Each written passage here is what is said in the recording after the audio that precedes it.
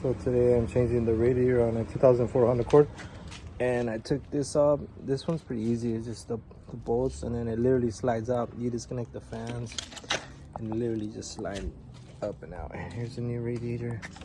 And you cut the plastics off, put the new lines, transmission lines, and then it's just 1, 2, and then the hose. I took this one off already.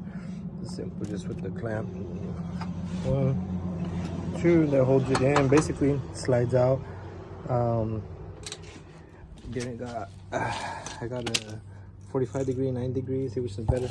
They're kind of wide, so let's see. This one's kind of wide, so if you could tell, I was trying to use a red one. It was kind of hard to get them both at the same time. So I actually went about a 92. But yeah, we'll see right now which one I can get it off easier. This one I think it's already off. I just don't want to pull it off here because it's gonna leak water. Yeah, so I went ahead and bought the 90 degree at Harbor Freight. It makes it so much easier. It grabs it. It's kind of wide, at least this one is though. And I can scoot it back now. And then careful, you don't want to rip that. And then I'm gonna slide this off. I'm gonna do the same thing on this one over here, and then take this one off last. Put a little bucket, so this is gonna leak too. Transmission fluid. I don't remember if it's both or one, but we're just gonna try to keep that up. And then here's a drain. I probably should drain it first, huh? So I won't get water everywhere. Yeah, so I just went ahead and pulled the plug. It was leaking already. So I'm just gonna get the rest of the water out. Antifreeze / mostly water because it's been leaking, and I've been trying to find a leak. And then catch a little bucket, and then probably leave it there and do the same thing with this one. And this one is gonna leak. And then put new antifreeze on the. So if you have the 45 and the 90, definitely helps depending on where your clips are angled. So I was able to get one off with the 90, one with the 40. And then for this thing, we're gonna just try to just loosen it up a bit. Sometimes they're stuck. You know, I should have bought these. I don't want to rip it. They look kind of brittle too already. I'm trying to get in there with a. They have these pliers. They have hose pliers. I was wondering what they're for. And it looked like they grip around it, and you'll be able to pull it off. I'm just gonna try to use one of these red ones and see if I could loosen it up and then take it out. Yeah, so I'm actually able to, I got this one to loosen up. From on top actually was a little bit easier.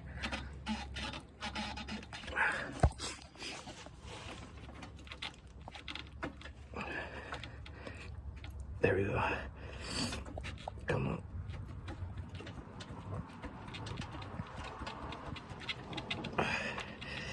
Oh, there's one, see? Right away it started leaking. Trying to leak fluid, that's why I put the bucket. That bucket's no good anymore. I'm gonna do the same thing for this. I'll do first, I just took a razor blade and I cut this off because I don't want to damage, you know, these little fins, how they get damaged. So I'm gonna leave everything like that. First, I'm gonna put these, I'm gonna put them at an angle how those ones are.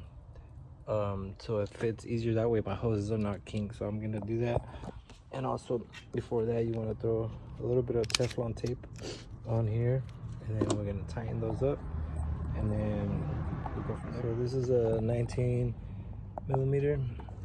And what I noticed is, like, say one net pointing this way, you almost have to do like almost a 180. So you tighten it by hand first, you know, and then you grab the 19, and then you tighten it the rest with the wrench, and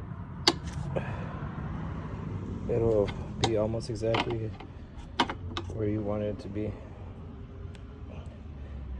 And you don't want to, these got to be nice and tight, but there we go. See? So it's at where I want it to be, like those. So almost like a 180.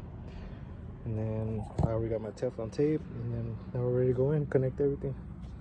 Take this out. So I went ahead and bolted these on just so I could give it sturdy, so I can get those hoses. And then I use the cardboard I just put on there, just put masking tape for now, because you know how these little fins are. I don't even want to damage one. So I'm gonna put everything on. And then whenever you gotta slide the fan back in, gonna take it off, obviously. Just be careful when you slide the fan in, because that's where I noticed a lot of damage comes from, because it kind of like fits in there snug. So we're gonna start connecting stuff now, and hopefully we got no leaks afterwards. So we got everything back in. The good thing I put this, because this one I had to turn it just a little bit that way. It was hitting right here, so it actually worked out better. And then I put the clamps down just in case I ever need to get to them. I can just get through the bottom, don't take everything else on top. So now we're gonna I need to go buy some coolant too. Antifreeze coolant. The radiator. Can we get the... So connect everything back on. Everything's done. So with these cars, I guess what you want to do is I guess you want to kind of elevate the front. From what I read online, is because this sits lower, the radiator tip sits lower than the engine. So you, with it tilted up, you can actually get the air pocket out of it. Because if not, you won't get it fully out. And then you obviously want to run it without the cap for about 10 to 15 minutes. So that way it can start going down. And then you just keep popping it off as you're going. Let it bubble out, top off, and should be good after that. No leaks, that's just splash, extra splash. Yeah, and that is it.